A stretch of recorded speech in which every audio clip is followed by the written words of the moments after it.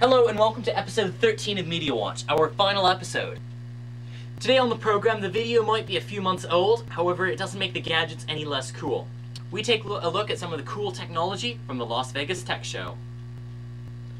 As well, we have a story about too many geese at a school. And finally today, a story on how electronics companies are doing their part to help the planet. Those are the stories, this is the program. You're with Media Watch.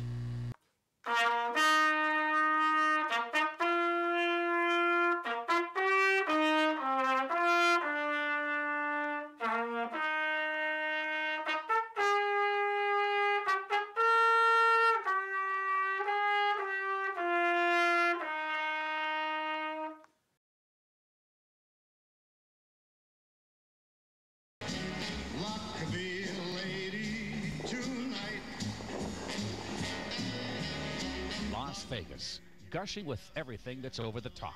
Bigger, brighter, and definitely bodacious. Be a lady tonight. When it comes to trade shows, there isn't anything quite like the Consumer Electronics Trade Show here in Las Vegas, in the world's largest consumer market. Well, the International Consumer Electronics Show is the largest trade show in North America. It's the biggest consumer electronics show in the entire world. How big? In the United States alone, Americans this year are expected to spend about $170 billion on electronic products. Canadians about $17 billion.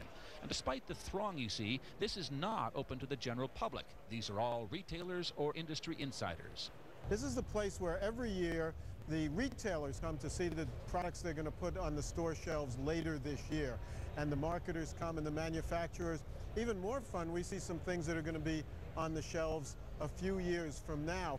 Like gesture technology. You know how we always lose that TV remote? Well, now Toshiba and other companies are developing technology where a flick of your thumb changes channels, a wave of the hand plays or pauses a video. Only the electronic industry can find ways to make you pay for something like your own hand. Imagine this being either in my hotel room or in lobbies. And keyboards, they're so yesterday. Technology has gone touchy-feely. Apple already has the iPod Touch. Microsoft is launching something similar, but bigger this spring. Watch for high-tech tables like these in hotels and businesses. Initially, it will be for commercial applications, so entertainment industry, the leisure and travel industry, and so the kinds of things that you'll be able to do with Microsoft Surface, we'll be able to, look at menus when you're sitting in a restaurant, pair your food choices with a great wine choice, for example. There you go. There seems nowhere today's technology cannot go, including underwater cameras that shoot in high definition. Look for soccer moms and dads using these things in the Lower Mainland soon. Creating an individual signature. But all that glitters is not gold, especially here in Las Vegas, the facade capital of the world. As the electronics industry keeps selling billions of products, there is mounting public concern about how an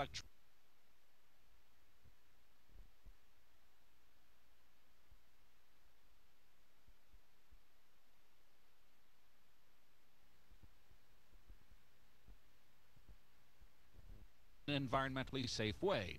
Tomorrow, in an industry that produces some of the most toxic waste in the world, how some companies are at least trying to be greener. And the man who gave us the iPod unveiled a couple of new products today that he hopes we'll all have to have.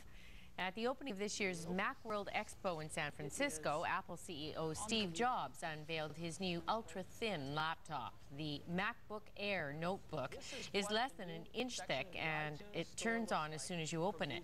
Perhaps an even more important announcement, Jobs is also launching a new iTunes movie rental service. Apple has teamed up with all 6 major studios to offer more than 1,000 movies, which will be available 30 days after they're released in DVD for $3 to $4. Users can watch instantly over a broadband internet connection or download and keep the movie for 30 days. Now, as flashy as the announcement was, investors were generally unimpressed by Jobs' new offering. Visit. It's a majestic sight. Snow geese coming in for a landing.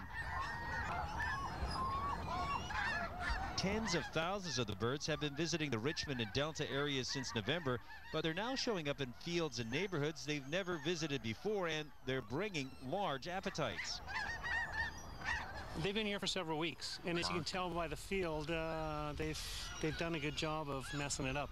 Before they came, this was a perfectly green field. Yeah. And now it's a big mud hole. Wherever they go, they literally destroy the habitat.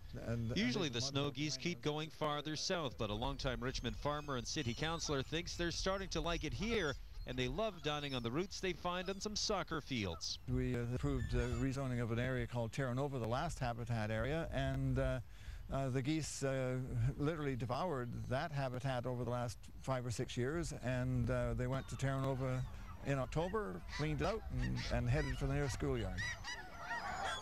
The geese breed way up north on Wrangel Island in Russia, where the summers are getting warmer, and that means more chicks. The growing gaggle of geese heads south for the winter, and the long flight leaves them hungry. In a perfect world, all the geese would hang out here at the Rifle Bird Sanctuary in Delta. A man who's studied the birds for years says development in the region is pushing them around. All this urbanization, the airport, the urbanization in Richmond, basically squeezing the habitat from these birds. The birds, so even if we didn't have an increasing population, there are fewer and fewer areas for these birds to go. One option is more hunting, although Richmond has banned it, and these days there are simply fewer hunters. He's also against a full-scale goose cull, arguing one cold Russian summer could alter the balance. If you get into a cull situation, you drop it too quickly. What would happen then if we had a major poor weather conditions in Wrangell for a few years in a row, like we had in the 1970s? That population could go so low that would be difficult to recover. While we wait and see if the population changes, the geese agree with thousands of humans. Richmond's a very nice place to visit and stay for a while. Even considering the sad circus that has surrounded Britney Spears for the past few months, last night's developments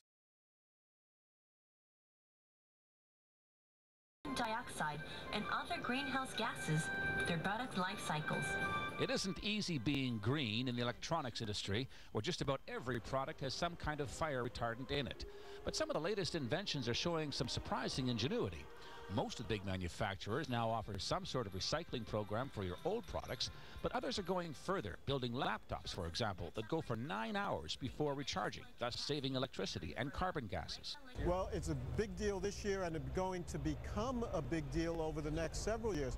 Again, we'll buy $170 billion worth of electronic devices. Many of those are purchased to replace another one.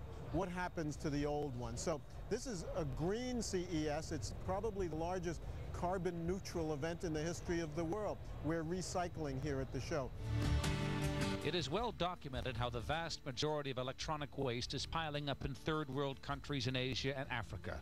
Workers, often children, are employed to strip apart electronics to salvage valuable metals, but at the same time they're exposed to extremely hazardous materials like lead, mercury, and acids. The electronics industry over the years has proven guilty of gladly accepting all your money and promptly forgetting about what will happen when the product becomes outdated. And the faster it gets outdated, the sooner you can be sold an upgrade. You can shoot video and still photo simultaneously if you wish, with the touch of a button. Now part of the sales pitch includes references to global warming, environmentally friendly, and wait for it, biodegradable laptops. Well, this particular one, which is available in Japan today, is made of a 50-50 blend. 50% corn-based plastics, 50% petroleum-based plastics. They would have made the whole laptop out of corn if they could, but pure corn plastic would have been too soft. Still, those in the industry believe they are making progress. There is an effort to get the lead out of them, get all the hazardous chemicals out as good as we can. So the industry is moving that way. The initiatives are there. It's challenging, but I see a lot of progress being made. And there's a long way to go before we get there. And I think it's the inks and the batteries. Batteries are the biggest problem. Disposing lithium batteries is a real serious issue.